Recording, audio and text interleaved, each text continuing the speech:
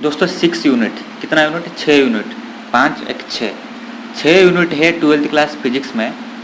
ICR exam में syllabus मतलब जो सिलेबस है 12th क्लास का, वहीं से मैं बोल रहा हूँ कि आप लोग को 6 यूनिट है फिजिक्स में, जिसको अगर आप अच्छे से पढ़ के जाओगे तो आप 20 क्वेश्चन से ऊपर आप सॉल्व करके आओगे आईसीआर के एग्ज़ाम में फिजिक्स के सेक्शन में।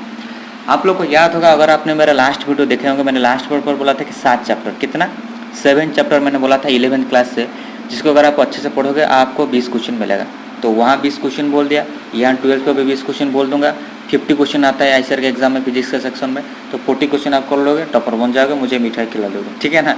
लेकिन दोस्तों फिर भी बोलता हूँ, बातों से काम नहीं चलेगा। जो मेन काम की बात है वहाँ हम मतलब अभी हम करेंगे, तो इसलिए इस वीडियो को एंड तक देखेगा, तभी जाके सारा मतलब क्या आपको सारी बात समझ में आएगा। और हर चैप्टर में बताऊंगा कि इस चैप्टर में कितना क्वेश्चन आएगा इंडिविजुअली, क्योंकि मैंने एकदम पूरा नोट करके लाया हूँ, आप लोग को कन्फ्यूजन नहीं होगा, इसलिए सब कुछ धीरे धीरे करके अच्छे से बताऊंगा, ठीक है। तो नमस्कार दोस्तों, मेरा नाम है सोम प्रकाश, आप देख रहे हैं मेरा यूट्यूब चैनल प्रकाश पॉइंट, एक नई शुरुआत आपके लिए।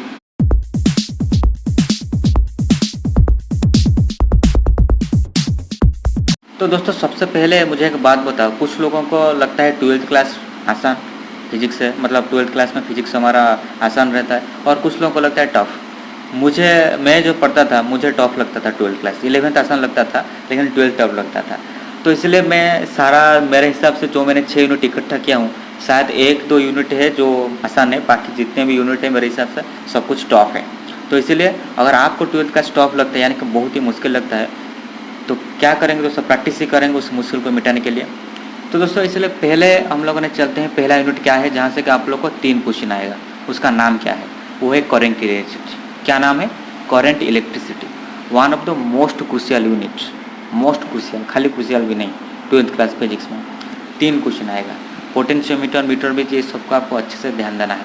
मैं अभी चैप्टर में क्या क्या मतलब कहाँ से मैक्सिमम क्वेश्चन आता है वो सब अभी डिस्कस मैं नहीं करूँगा, क्योंकि मैंने आपको पहले ही बोल चुका हूँ, जब मैं इंडिविजुअल चैप्टर डिस्कस करूँगा तभी मैं सारा चीज़ डिस्कस करूँगा, क्योंकि मैंने अगर सारा चीज़ अभी डिस्कस करूँगा वीडियो आधा घंटा से ऊपर चला जाएगा।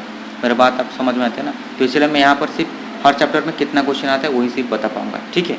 तो करंट इलेक्ट्रिसिटी में जितने भी सारा चीज़ है, किरचॉफ्स लॉ वगैरह सब कुछ मिला के आप लोगों को 3 क्वेश्चन आएगा। तो इसलिए इस चैप्टर को अच्छे से पढ़िएगा, कॉन्सेप्ट को जितना हो सके उतना तुम तगड़ा बनाएगा, क्लियर करिएगा, तभी जाके तुम्हारे एग्जाम में क्वेश्चन सॉल्व हो पाएगा। कन्फ्यूजन वाला बहुत ही क्वेश्चन आता है इस चैप्टर से रिलेट करके, करंट इलेक्ट्रिसिटी से। पहला चैप्टर क्या है? करंट इलेक्ट्रिसिटी, 3 क्वेश्चन खत्म हो गया।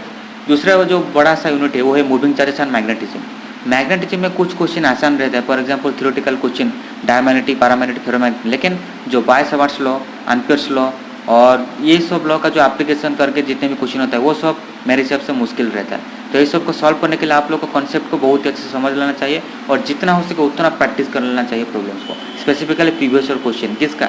नीट का अगर तुम करके अच्छे से जाओगे तो तुम आईसीआर में मतलब कि आईसीआर में कोई दिक्कत तुम्हें नहीं होगा। पहले भी बोल चुका हूँ, अभी भी बोलता हूँ, आगे भी बोलूँगा, ठीक है। तो ये हमारा दूसरा यूनिट है मूविंग चार्जेस मैग्नेटिज्म, जहाँ से आप लोग को कितना क्वेश्चन आएगा? 3।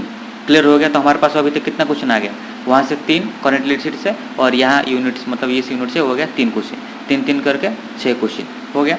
थर्ड जो है यूनिट जो मैंने रखा हूँ मेरा मतलब मेरे हिसाब से वो है EMI एंड AC, मतलब इलेक्ट्रोमैग्नेटिक इंडक्शन और अल्टरनेटिव करंट। ये दोनों में आप कह सकते हो इलेक्ट्रोमैग्नेटिक इंडक्शन से 2 क्वेश्चन और AC में से 2 क्वेश्चन, 4 क्वेश्चन, कभी कभी मान लेते हैं 3 क्वेश्चन भी पूछ लेते हैं, ठीक है ना। तो इसलिए इसको भी मतलब क्या बहुत ही अच्छे से आपको पढ़ के जाना है। और ये मैं इसी से मुझे नहीं लगता है कि बहुत ही टॉप क्वेश्चन आता है। AC में आप लोग को जो सर्किट है, LCR सर्किट है, RC सर्किट, ये सब से सर्किट से क्वेश्चन आता है, और EMI से फैराडेज लॉ और मतलब एडी करंट वगैरह, लेंस लॉ, ये सब से क्वेश्चन आते हैं, उतना मुश्किल नहीं आता है मेरे हिसाब से। ये दोनों चैप्टर अगर मतलब 8 चैप्टर है, मतलब आप अगर सॉल्व करके जाओगे तो आपको क्वेश्चन मिल सकता है 2-3, और आप आसानी से कर भी सकते हो, ठीक है। तो 3 से 4 क्वेश्चन आप रह सकते हो। कितना क्वेश्चन अभी आपके पास आ गया? 3 6, और यहाँ मान लेते हैं आपके पास 3 आ गया, तो 9 क्वेश्चन अभी तक आपके पास आ गया है, ठीक है। अभी हम लोगों ने चलते हैं जो बहुत ही बड़ा यूनिट है 12th क्लास और काफ़ी इंपॉर्टेंट है, मैक्सिमम लोगों को समझ में आता है और मैक्सिमम लोगों को भी समझ में नहीं आता है, वो है ऑप्टिक्स। ऑप्टिक्स फिर भी 2, एक है रे ऑप्टिक्स और एक वेव ऑप्टिक्स। वेव ऑप्टिक्स थोड़ा सा आसान रहता है मेरे हिसाब से, लेकिन रे ऑप्टिक्स थोड़ा सा मुश्किल रहता है। और रे ऑप्टिक्स में ज़्यादा से ज़्यादा आप लोग को फोकस करना है इंस्ट्रूमेंट के ऊपर, जैसे प्रिज्म हो गया, और पहले अगर चलेंगे तो मतलब पहले टॉपिक के ऊपर चलेंगे तो लेंस हो गया, ये सब के ऊपर ज़्यादा से ज़्यादा आप लोग को इंपॉर्टेंस देना है। वेव ऑप्टिक्स में जो यंग्स डबल स्लिट एक्सपेरिमेंट है और सिंगल वहाँ के मतलब उस टॉपिक के ऊपर आप लोग को ज़्यादा से ज़्यादा फोकस करना है। ये सब मिला के आप लोग को ऑप्टिक्स में कितना क्वेश्चन आएगा, 5 क्वेश्चन या 6 क्वेश्चन आप मान के चल सकते हो, ठीक है। उसके बाद जो हमारा जो यूनिट है मॉडर्न फिजिक्स का मैंने रखा, ऐसे मॉडर्न फिजिक्स सभी लोग आसान होता है, लेकिन फिर भी मैंने रखा हूँ जो मुझे लगा वो है dual nature of radiation and matter. इस चैप्टर बहुत ही आसान है।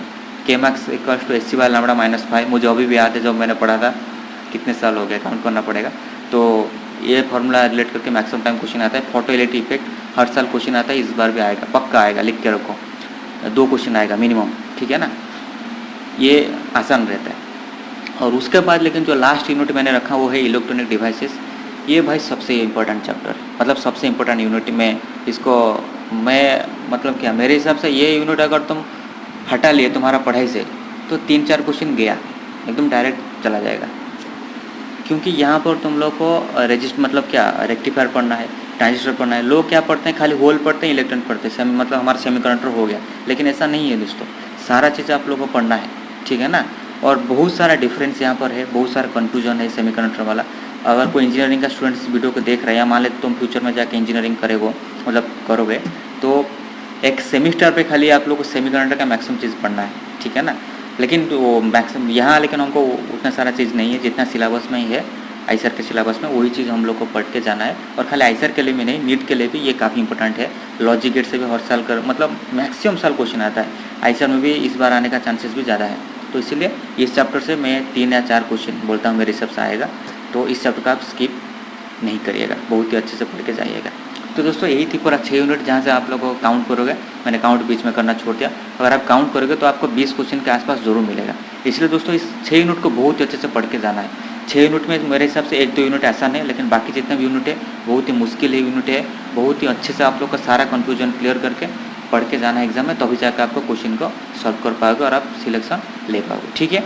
तो दोस्तों यही थी पूरा वीडियो पे। मुझे उम्मीद है कि वीडियो आप लोग पसंद आया होगा। अगर पसंद आया सच में तो लाइक करिएगा, पसंद नहीं आया तो डिसलाइक करिएगा और हमको माफ़ करिएगा। और वीडियो कैसा लगा हमको कमेंट सेक्शन में जरूर बताइएगा। और आप किस तरह वीडियो देखना भी चाहते हो वो भी आप कमेंट करके जरूर बता सकते हो, ठीक है। और अभी लॉकडाउन चल रहा है, लॉकडाउन का 4 पेज चल रहा है, तो घर पर रहो, पढ़ाई करते रहो। Stay home, stay safe and study safe. Thank you दोस्तों, टेक केयर एंड